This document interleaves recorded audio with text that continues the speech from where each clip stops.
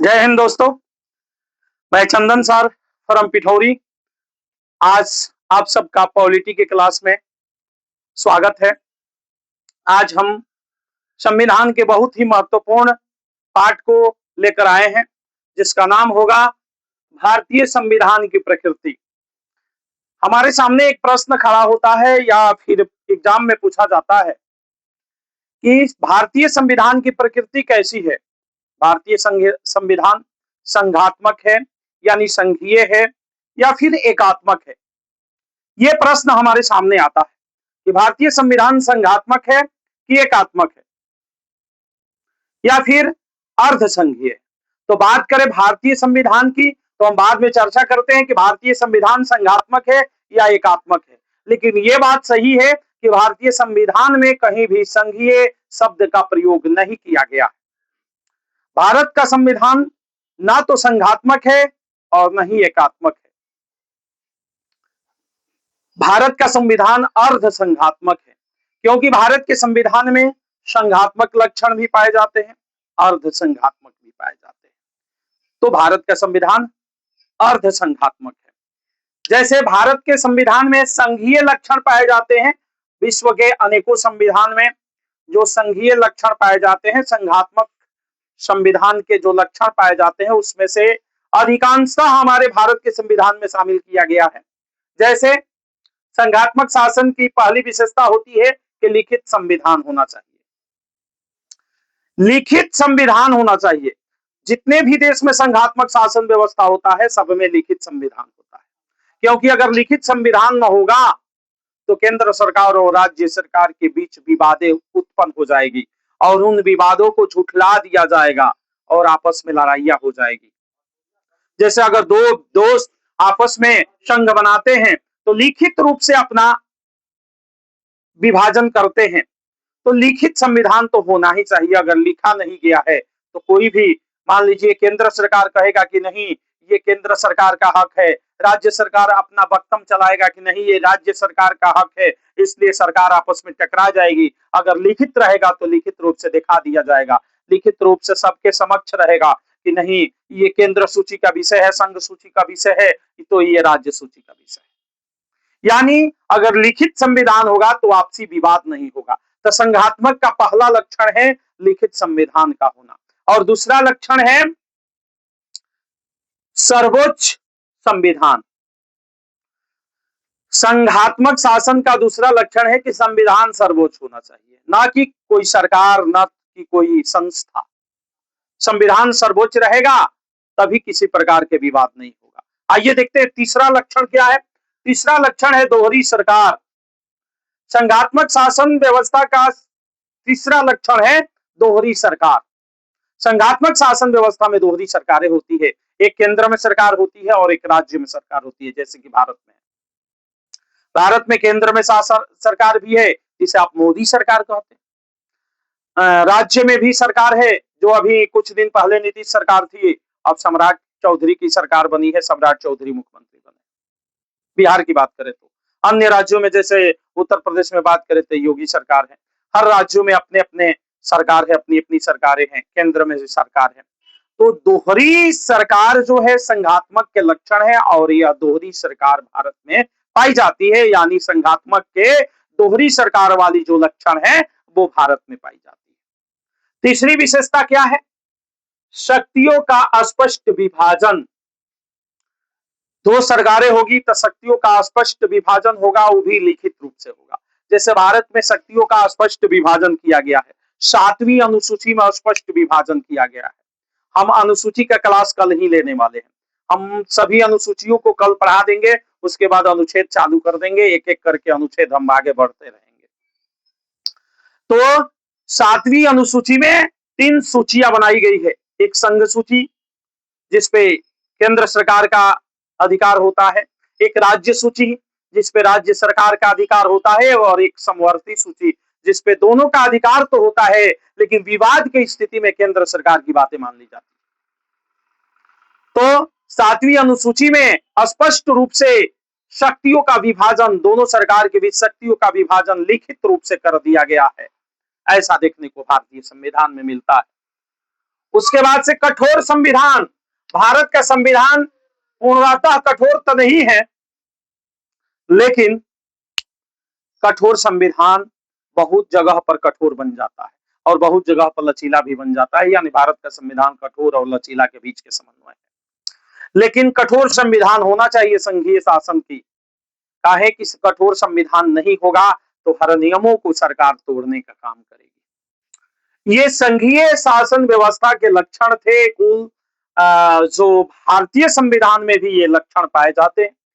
इसके बाद एकात्मक शासन की भी लक्षण, बहुत सारे एकात्मक शासन के लक्षण भारत में पाए जाते हैं, जैसे एकल नागरिकता। आप भारत में कहीं भी रहते हो, बिहार में रहते हो, उत्तर प्रदेश में रहते हो, मध्य प्रदेश में रहते हो, आंध्र प्रदेश में रहते हो, किसी भी राज्य में 28 राज्य या फिर किसी भी केंद्र शासित प्रदेश में रहते हो, सभी जगह की सबकी नागरिकता एक है। इसके अलावा इकहरी शासन, एकीकृत एकीकृत या इकहरी या सोपानीकृत न्यायपालिका है। भारत में जो न्यायपालिका है उसकी खाका इस तरह की बनी है। मान लीजिए ये उच्चतम न्यायालय हो गया, उच्चतम न्यायालय, ये उच्च न्यायालय हो गया, उच्च न्यायालय समझ लीजिएगा, थोड़ा नहीं आता है। आइए जिला न्यायालय हो गया, जिला न्यायालय।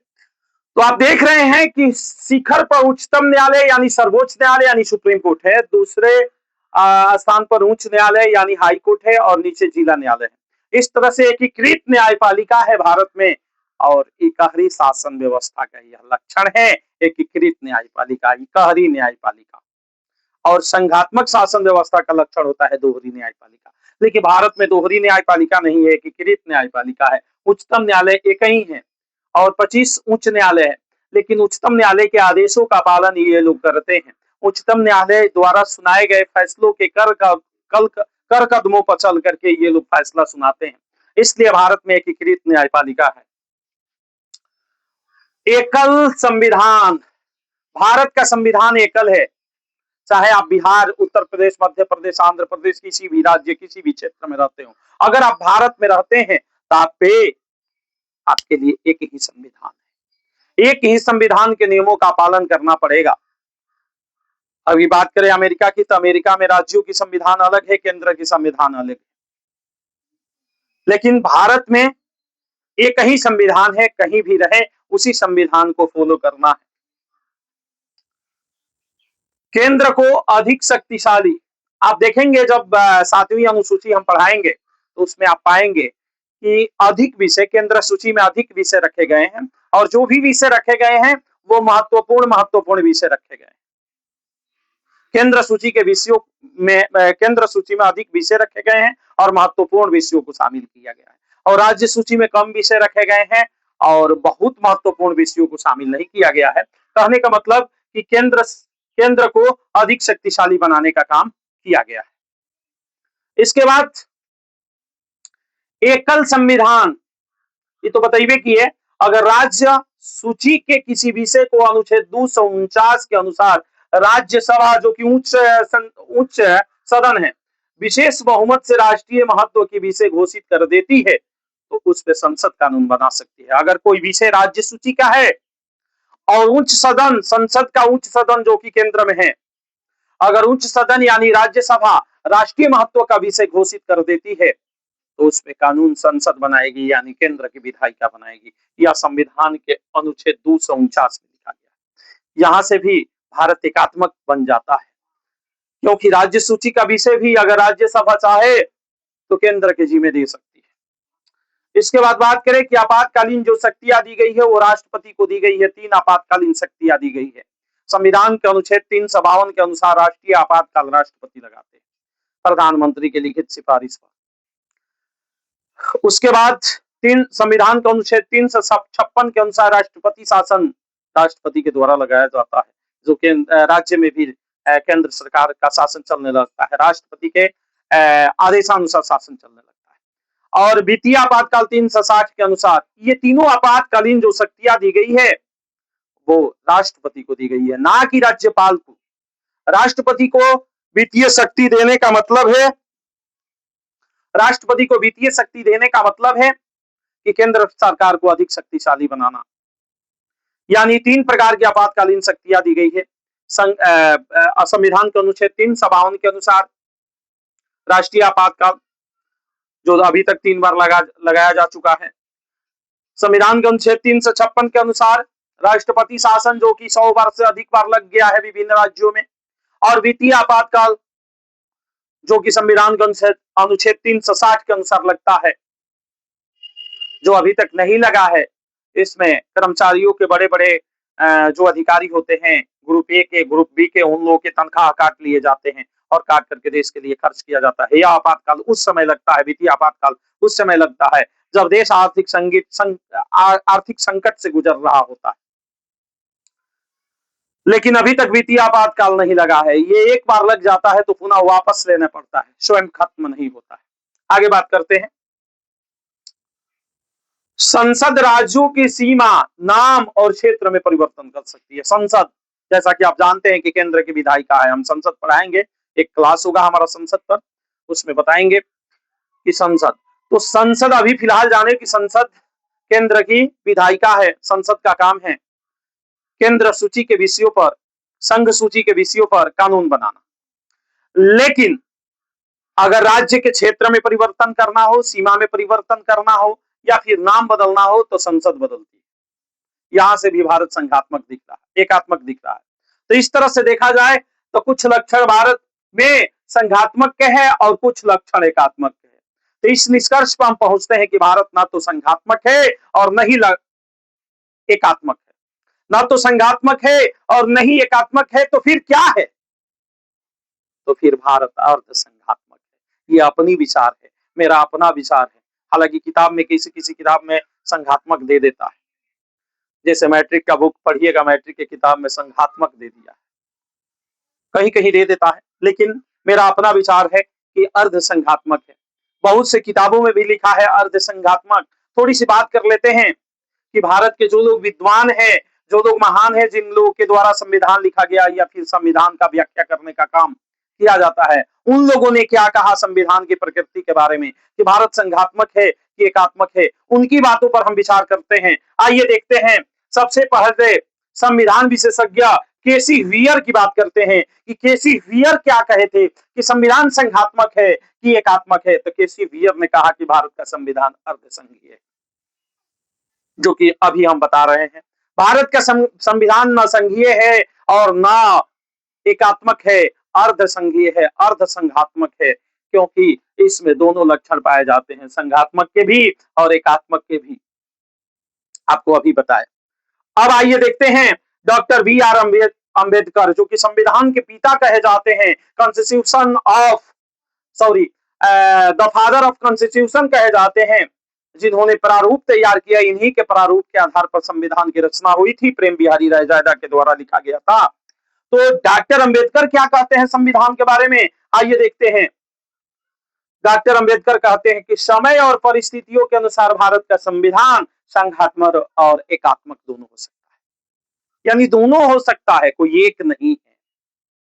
यानी समय और परिस्थितियों के अनुसार भारत कभी कभी एकात्मक भी हो जाता है और कभी कभी संघात्मक भी हो जाता है। ऐसी कौन सी परिस्थितियां आती है कि भारत संघात्मक रहता है और ऐसी कौन सी परिस्थितियां आती है कि भारत एकात्मक हो जाता है? तो सामान्य परिस्थितियों में भारत संघात्मक रूप लिए रहता है और जब विशेष परिस्थिति आती है या विशेष कोई बात होती है तो एकात्मक हो जाता है।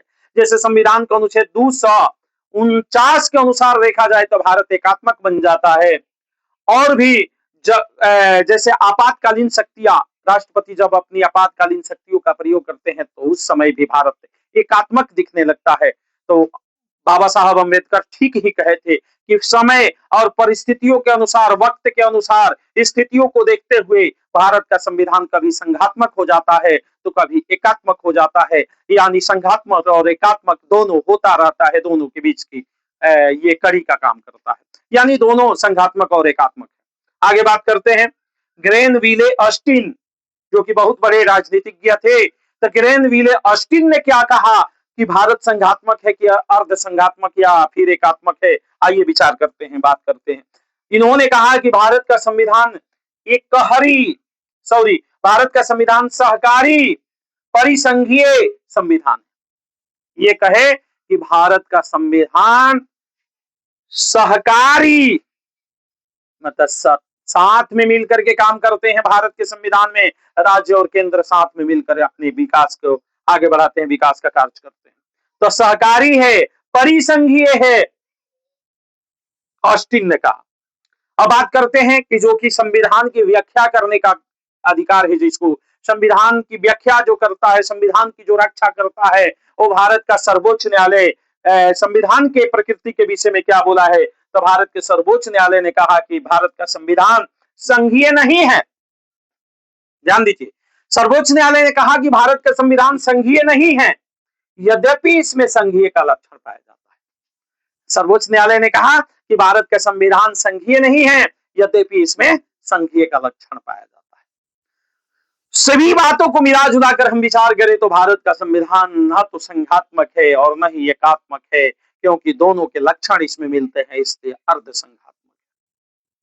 हमारे संविधान निर्माताओं को संघात्मक के जो जो लक्षण अच्छे लगे,